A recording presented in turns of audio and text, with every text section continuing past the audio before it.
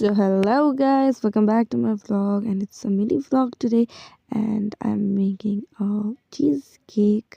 यहाँनिर चाहिँ बटर निकालेर मैले मेल्ट गरिसकेको, त्यसपछि यहाँनिर I'm mixing, grinding, whatever it said, the biscuits.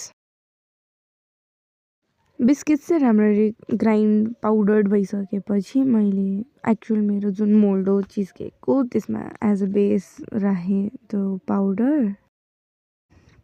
बिस्किट्सको त्यो जुन पाउडर थियो त्यसमा चाहिँ मैले बटर हालेर त्यसलाई राम्ररी मिक्स गरेँ, अनि गरेपछि त्यसको चाहिँ कम्प्लिटली राम्रो बेस बनाएर अनि राखेँ।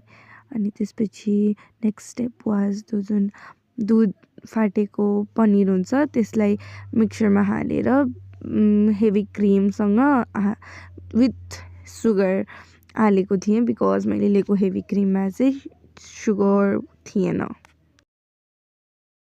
यति सबै कुरा हालिसकिसकेपछि चाहिँ मैले यसलाई मिक्सरमा फेरि एकचोटि मिक्स हुन दिएँ, अनि after it was completely mixed मैले त्यो हेभी क्रिम नै भनौँ न त्यसलाई चाहिँ त्यो मेरो जुन मोल्ड थियो त्यो बिस्किटको माथि राखेँ, अनि त्यसलाई राम्ररी एउटा थिक लेयर हुने गरी राखेँ।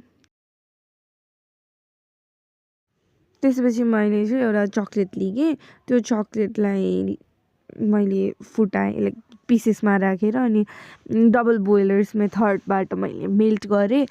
चक्लेट मेल्ट भइसकेपछि चाहिँ त्यसलाई निकालेर मैले त्यसमा फेरि क्रिम हालेर अनि त्यसलाई मजाले मिक्स गरेँ, so that it gets into good कन्सिस्टेन्सीवाला चक्लेट।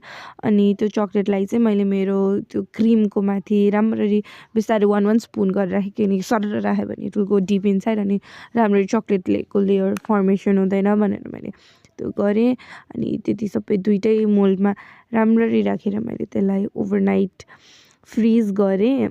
यसलाई चाहिँ मैले ओभरनाइट फ्रिज गरेर झिकेँ, and unfortunately it was too much frost अनि it was very difficult for me to take out a bite. तर मैले एउटा बाइट झिकेँ जस्तो तसो गरेर, and I took a bite of it was actually good, but just the problem was it was a bit frost, but it was good.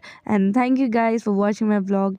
Stay tuned and like, share and comment, and obviously subscribe.